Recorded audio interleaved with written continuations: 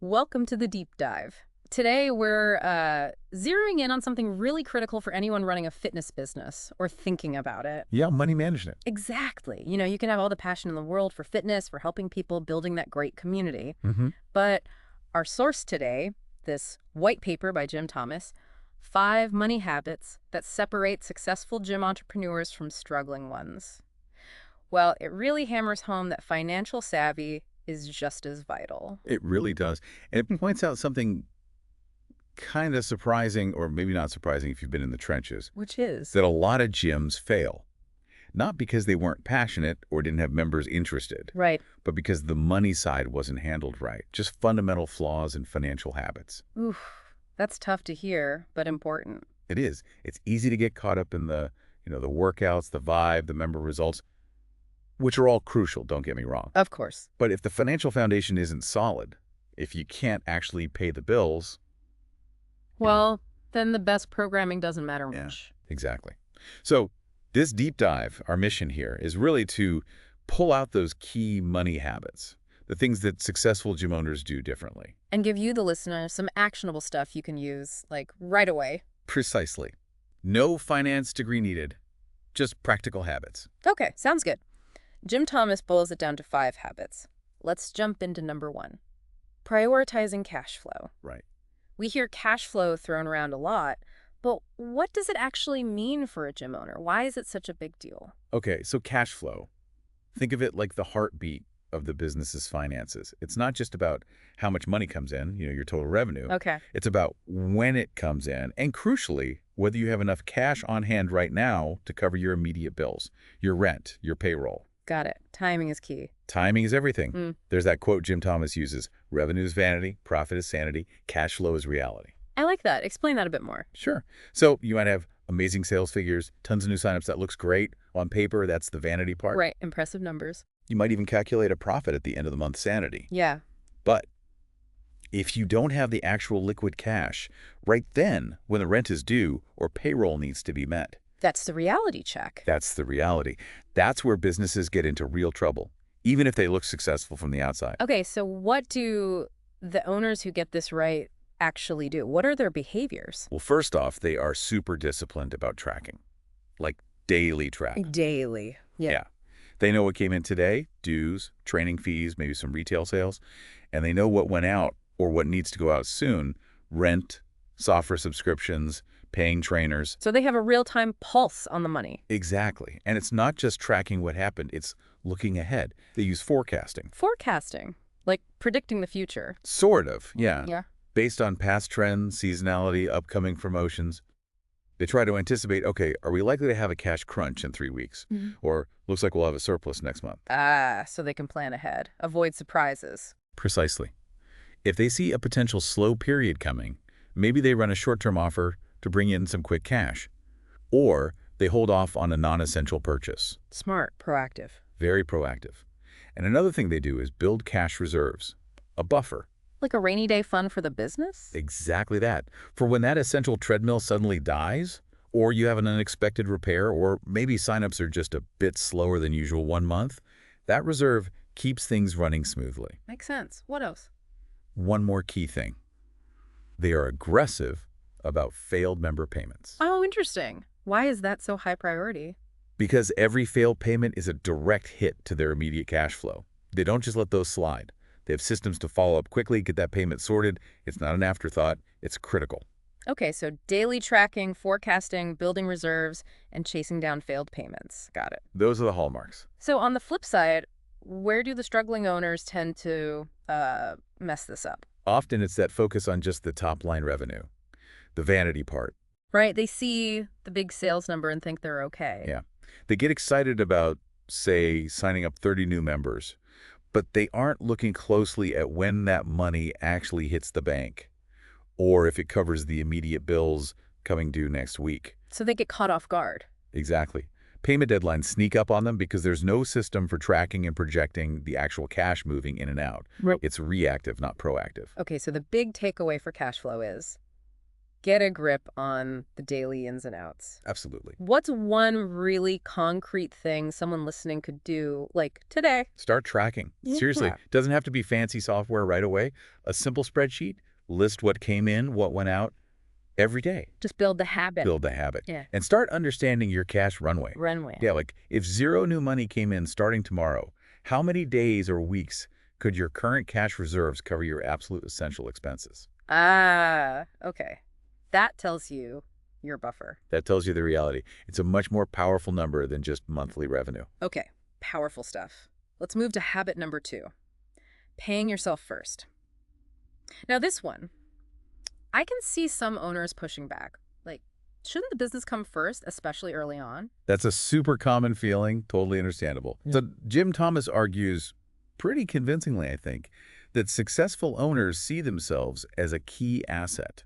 The owner is an asset. How so? Well, think about it. If the owner is constantly stressed about their personal finances, scraping by, heading for burnout because they're pouring everything into the gym and getting nothing back personally. That's going to affect their leadership, their decisions, their energy. Absolutely. It undermines the business in the long run. Paying yourself first isn't about being greedy. It's about sustainability for you and the gym. Okay, so what does paying yourself first look like practically? Are we talking a huge salary from day one? Not necessarily. It means setting up a consistent, regular salary for yourself, even if it's modest to start. Like a predictable amount you know you'll get. Exactly. It's acknowledging your work and cover your own basic needs. Then, and this is key, successful owners structure the business budget around that salary. So the owner's pay is treated like any other essential expense, like rent. Precisely. It's non-negotiable. It forces the business model to support the owner, not the other way around, constantly. And it also means thinking about your own personal financial security alongside the business's growth. Right, not just hoping the business will eventually take care of you somehow. Exactly. So what happens when owners don't do this? What are the downsides? The white paper highlights this pattern where owners just keep sacrificing their own income. Oh, I'll just pay myself later when things are better. Which might never really come or takes way too long. Right. And that can lead to resentment, definitely financial instability at home, which adds stress and ultimately burnout. It's really hard to make smart, strategic, long-term decisions for your business when you're in personal survival mode. Yeah, you can't think clearly about growth when you're worried about your own mortgage payment. You really can't. Your focus narrows. So the actionable advice seems pretty clear here. Figure out what you reasonably need to live on, your minimum, and build that into your business expenses from the start. Yes. Treat yourself like a vital piece of the operational puzzle. Because you are. Okay, habit 3. Tracking every dollar and reviewing it monthly. We kind of touched on tracking with cash flow. How is this different? It's deeper. Cash flow is about the immediate, daily pulse liquidity. This habit is about the bigger picture, the overall financial health and performance over time. Like a monthly checkup versus checking your pulse? Good analogy, yeah. It's about really understanding where the money is going and coming from in detail. Remember that saying Jim Thomas uses, what gets measured gets managed. Right, you can't fix what you don't see. Exactly. And successful owners, they see everything. They maintain really detailed profit and loss statements or P&Ls. Okay, P&Ls, most businesses have those, right? Right. What makes their approach different? The level of detail. They don't just lump income under memberships. They break it down. Revenue from Tier 1 memberships, Tier 2, personal training packages, retail sales, workshops. Ah, so they can see exactly which parts of the business are pulling their weight. Precisely. Which streams are most profitable? Where is their potential? Mm. And they do the same on the expense side. They're looking for those small, sneaky drains. Like what? Things like software you signed up for a year ago and forgot about but are still paying for. Or maybe noticing overtime costs creeping up consistently in one area. Small leaks that add up. Gotcha. Finding the inefficiencies. Yes. And then the crucial part is the monthly review. They actually sit down and look at these numbers. Not just filing the report away. No way. They schedule time for it. Maybe it's just them. Maybe it's with their accountant or a manager. But they analyze the trends, ask questions, and make adjustments based on the data. Okay. So how does this compare to how struggling owners might operate? Often it's more about gut feeling. Yeah, I think things are going okay this month, or feels a bit slow. Relying on intuition rather than data. Right. They might not have detailed P&Ls, or if they do, they only really look at them maybe at tax time or when there's suddenly a big problem. Which is often too late to course correct easily. Way too late. The monthly review lets you catch things early, make small tweaks before they become big issues. That idea of a monthly money meeting, even if it's just you and your spreadsheet, sounds really powerful. It is. Make it a non-negotiable appointment in your calendar. The numbers tell a story your gut might miss. Okay, habit 4. This shifts the focus a bit. Investing in assets, not just expenses. Right. What's the core distinction here? It's about where your money is going and what you expect back from it. An expense is, well, it's gone. You paid for something, you used it up. Rent, utilities, basic supplies. Okay, consumed. Right. An investment, though, is spending money on something that you expect will generate more value for the business down the line. So it's spending designed to bring a return. Exactly. Successful owners are always thinking about ROI, return on investment, when they spend significant money. Is this purchase going to help us grow? Bring in more members, keep members longer, increase revenue? Can you give some examples of what qualifies as a smart investment for a gym? Sure. The white paper points to things like building proper lead generation systems, not just running a random Facebook ad here and there, Right. but investing in a predictable way to attract new prospects consistently. That's an asset. Okay, what else? Strategic equipment upgrades. Notice the word strategic. It's not just buying the newest shiny toy.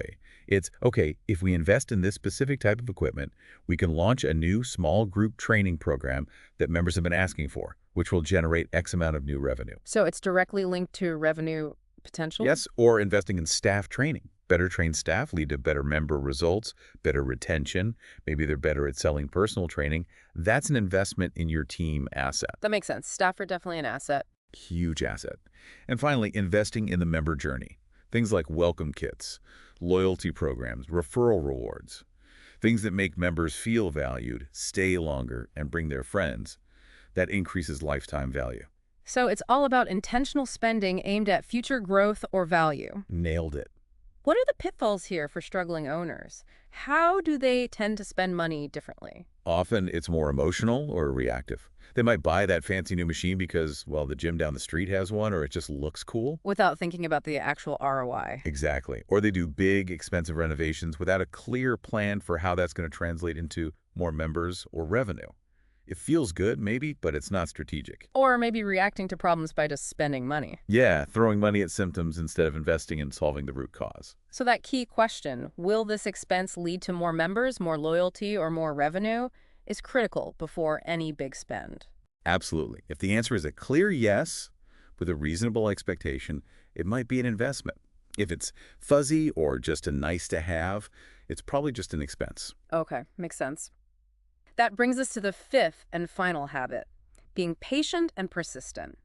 This feels different from the others. Less about numbers, more about mindset. It absolutely involves mindset, but it has huge financial implications.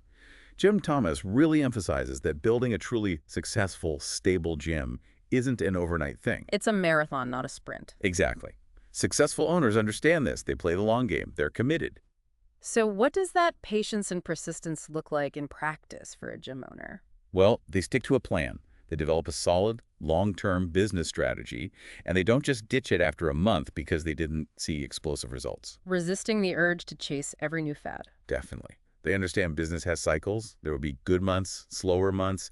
They don't panic and drastically change course every time there's a dip. They focus on the fundamentals. Which? Things like consistently delivering great service to existing members. Continuously working on lead generation, not just sometimes. Building a positive gym culture. Yeah. Finding ways to upsell or cross-sell appropriately. They know these things compound over time. And building a brand reputation takes time too, right? Absolutely. Trust and reputation aren't built in a quarter. It takes consistent effort over years. So conversely, what does impatience look like? How does that manifest in struggling gyms? You see a lot of strategy hopping. They try one marketing tactic for a few weeks. It doesn't magically transform the business, so they jump to the next shiny object. Never giving anything enough time to actually work. Exactly. They're always looking for that quick fix, that shortcut.